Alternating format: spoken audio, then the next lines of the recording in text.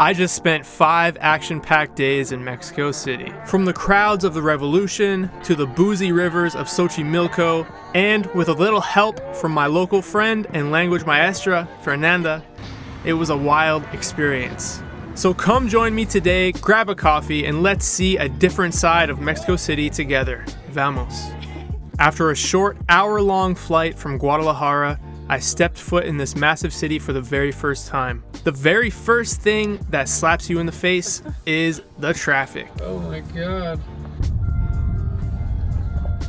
Meet my guide, Fernanda. We had been doing language exchange for quite some time, and she offered to tour me around her big-ass city. As she drove me through these dense downtown streets, I had never really seen congestion quite like this, since Tokyo maybe. Honestly, it took us about an hour to find parking, but after that, I quickly checked into my downtown hostel, Viajero, and it was time to see what Mexico City had to offer. As we were walking towards Zocalo Plaza, we took a quick look at the Templo Mayor ruins. This is the only surviving architecture from the ancient capital city of Tenochtitlan. I'm gonna mispronounce everything in this video. After that, we checked out the massive Zocalo Plaza, otherwise known as Plaza de la Constitución. It's Tokyo. Yeah. So, ¿cómo se llama este plaza? ¿Cómo se llama? Plaza de la Constitución. Plaza de la Constitución. One of the first things I noticed was how much stuff there is to see in this city. It is just limitless, the amount of things happening here. So on our way over to the Tower Latinoamericana, which you can see in the distance, we passed down the street of Francisco Madero, otherwise known as Madero Street. What's the name of the calle? Madero.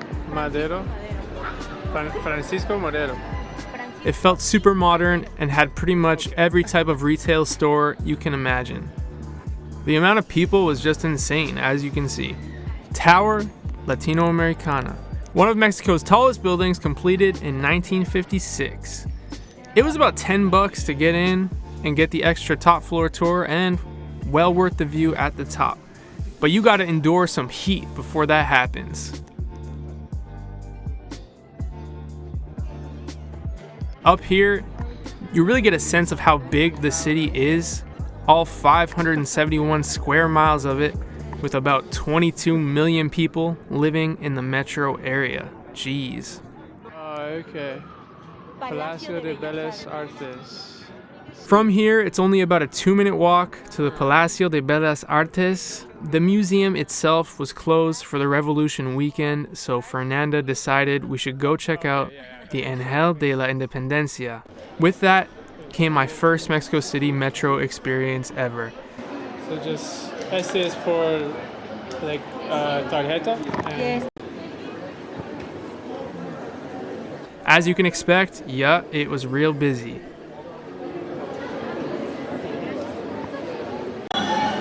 Oh my god, mucha gente. Yes. Be careful.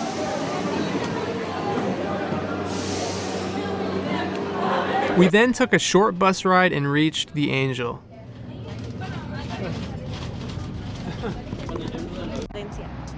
Ángel de la Independencia. And por qué es un wall? Because the... And you know, on this side of town, it already was a completely different vibe. Felt a lot more modern, with big corporate skyscrapers taking over the landscape. There's a cool monument over here called La Estela de Luz. El nombre es Estela de Luz. This was built to celebrate the 200th anniversary of Mexico's declaration of independence from Spanish rule. And a short walk away from that, we're on a roll here, is the massive park of Bosque de Chapultepec. Yeah, so there's lots going on here. There's quite a few things to see in this park, but most things were closed up early for the celebration. I will be going through all of this stuff later in the video. Cerrado. We had a nice little walk through the park and called it a day. Day 2 already. Okay, when I booked this trip, I had no idea that it just so happened to be one of Mexico's biggest holidays, the day of the Revolution.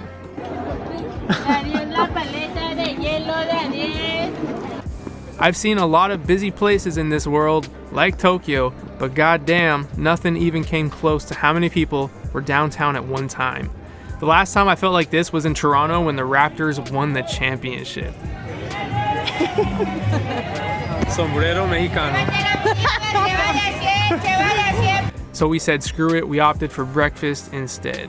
And there's this really famous cafe chain in Mexico known as Biscuits Obregon, and it's actually my favorite. You can find them all over the city. Highly recommend it. Está bien.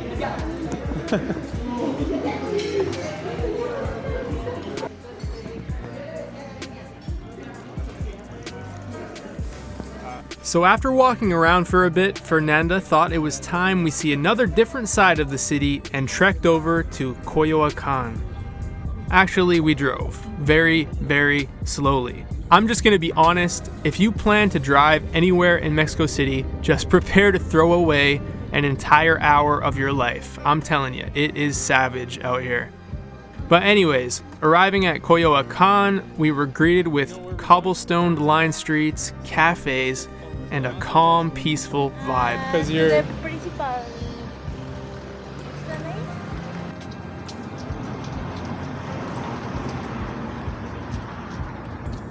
Dios bendiga este hogar. The house side. Here, we'll just do we'll just go like Things got fired up at night. There were a ton of people around, all hitting different restaurants, bars, and markets. There's a lot of art and culture here, and it's also a huge weekend destination for the people of Mexico City. This is just one of those places that you don't really set a goal to hit a certain thing. You just come, walk around, and get lost. We decided to hit a little restaurant near the park, hit some markets, and called it an early night. Now, day 3, this is a big one. You can't hit Mexico City without hitting Xochimilco. So I met Fernanda a bit closer to her ends in the south, and we headed out to deal with, yes, once again, more traffic. With entertainment this time. Oh no, oh no.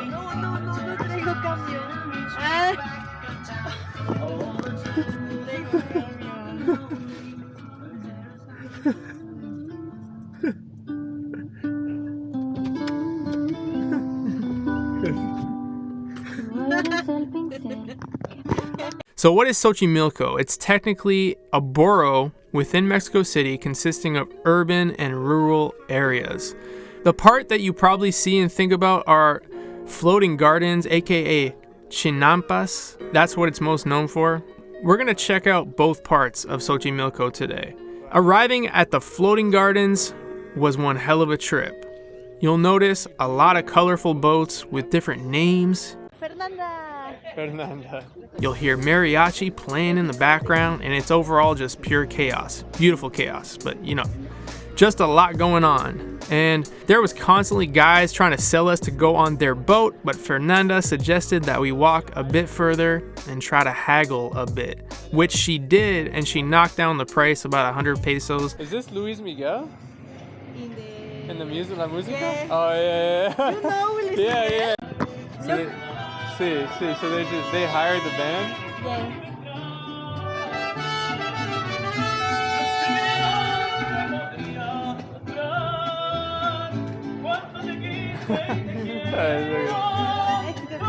It's okay. Barato. No, thanks. I believe we settled on the ride being about 500 pesos all in. The Mexicans traditionally go on one of these boat rides when they have something to celebrate. We're talking birthdays, quinceañeras, hell, whatever excuse they can make to drink on a river, they'll do it. And that's exactly what they did. I seen it with my own eyes. We have to arrive here. I understand, yeah. Clarita, trajinera. Me no. Okay, listo? Okay. Yeah, we're good. Okay. Ready?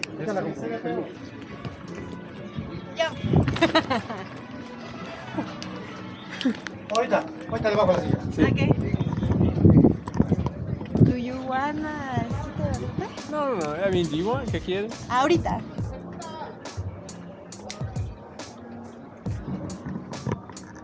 Yes.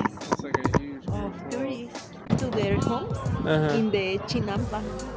Look, Chinampa. the garage of the The garage. Chinampa. Did they go over here, like on the Yes. boat? Uh-huh. Okay, I see. It's just so many boats. It's like...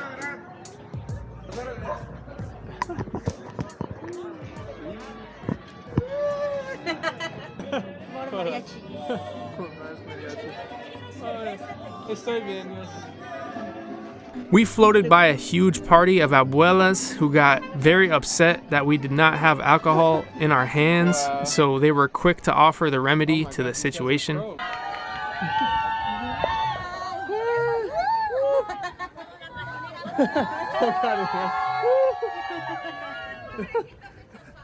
She got the bottle. You can actually hear them in this clip talking about why do we only have water. Even the boat drivers get down out here. Now we are officially in Mexico. Congratulations. Oh shit.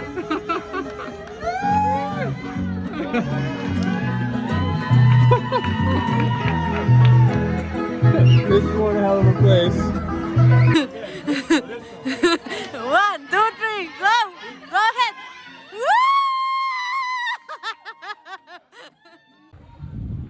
Also, doggos, boat doggos everywhere. What an experience that was, let me tell you. The next thing we did was hit up the actual residential part of Xochimilco. They have markets, a town square, and some interesting stuff going on.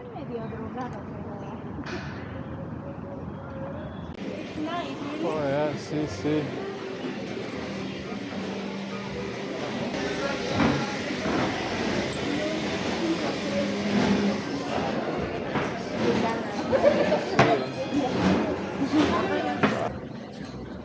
A lot of candy for the piñata. That's sweet. It was a full day trip getting and leaving this area, so that's gonna be a wrap on day 3. On to the next.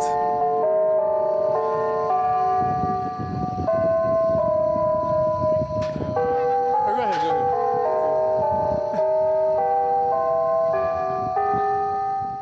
All right, now we're getting deep here. So Fernanda ended up having to work this day, and I was on my own. I decided to switch hostels and move from the central area over to La Condesa. The streets were absolutely savage downtown, so I walked about 30 minutes out of the madness to make it a bit easier to grab an Uber. You just absolutely have to walk around here during the day as there is so much going on these streets. One thing you guys will notice is it's always a long wait for these Ubers around here. I've been going for about 10 minutes, but I found kind of a more chill street, so hopefully that makes it a bit easier. I got out of that absolute madness. So after yet another savage drive across the city, I made it to La Condesa. If you guys have ever been to Medellin, La Condesa is just like Laureles in Medellin. It's like exact same feel. Super chill, very high end, very safe feeling. It's very nice.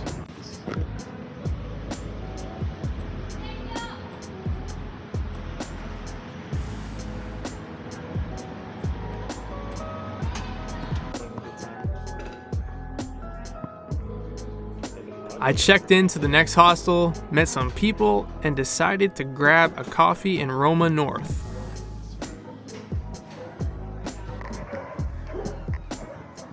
There's a couple really cool parks here that you can't miss. Lots of doggos, chill vibes.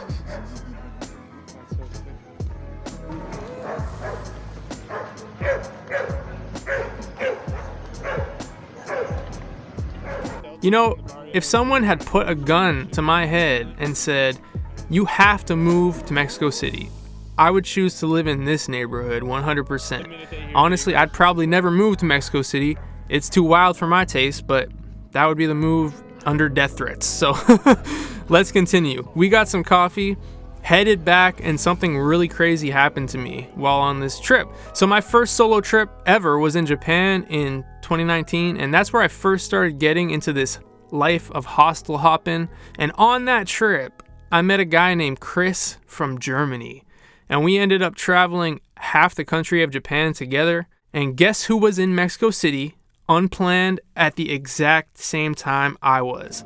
This is me and Chris. We met in Japan. Hi. And we ended up in Mexico together at a random time. He was like, hey, I'm in Mexico. And I'm like, hey, I'm in Mexico. And now we're at the castle. We decided to meet up and explore the rest of Bosque de Chapultepec together. And the first stop, the castle. This thing was completed in 1864, standing about 7,600 feet above sea level. This thing is totally worth the visit. It's massive. There's quite a few different viewpoints, artifacts, and stuff to see.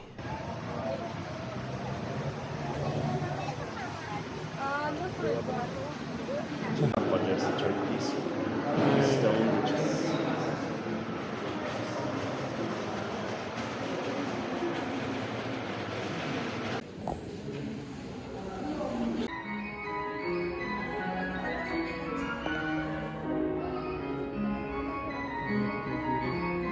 But you know what? If you guys go, make sure you go early because that lineup gets wild. Oh my god, that's crazy. That's f***ing nuts, dude. So crazy. It's like, oh my God. Come early. If you don't want this, come before what? 12, come before 10? 10 a.m.? Next stop, one of my favorite museums in the world, the National Museum of Anthropology. It's about a 20-minute walk on the other side of the park, and it really shows you how big this park is. We paid about $10 to enter and made it through this amazing historical museum. There's just so much history in here. The amount of artifacts preserved from the Mayan era is just amazing.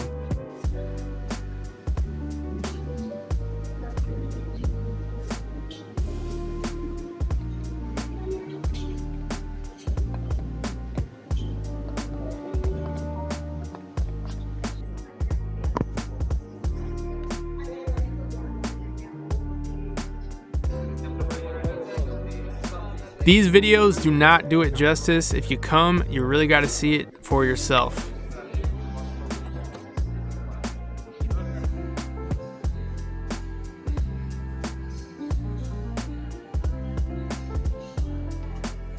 Me and Chris chilled for a bit longer and then parted ways once again. The hostel event of the night was hitting a salsa bar, and if there's one thing I can't resist, it's showing off my shitty dance skills.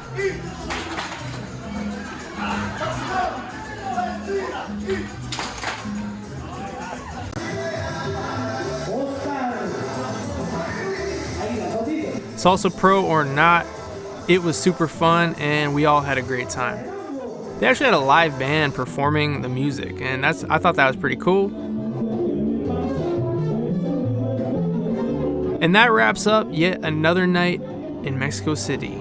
Day 5 is going to be a really unique and special day. We're going to see a few things that I don't think many tourists often see. Fernanda invited me to check out her university, and this is not your average university area. This one was founded in 1551, predating the independence of Mexico by centuries.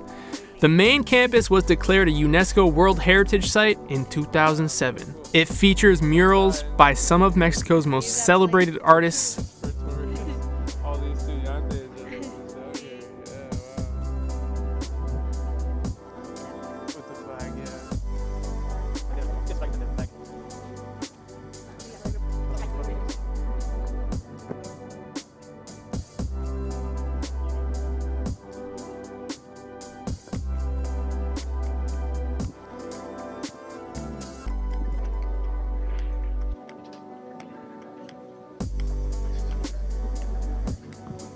There's also a massive Olympic stadium that was built to host the 1968 Summer Olympics. Guys, the campus is huge and totally worth the visit.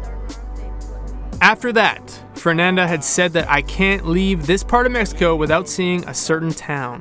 And that legendary town is called Tepoztlán. Tepoztlan is one of the most famous tourist destinations in Mexico. It's quite known as the birthplace of Quetzalcoatl, the Aztec feathered serpent god. It's such a beautiful and interesting city that I'm gonna dedicate an entire episode to it. This thing is getting long, and I'm gonna wrap it up here. Thank you guys so much for watching, and make sure to subscribe so you don't miss the next part of the series, A Day in Tepoztlan. See you in the next one.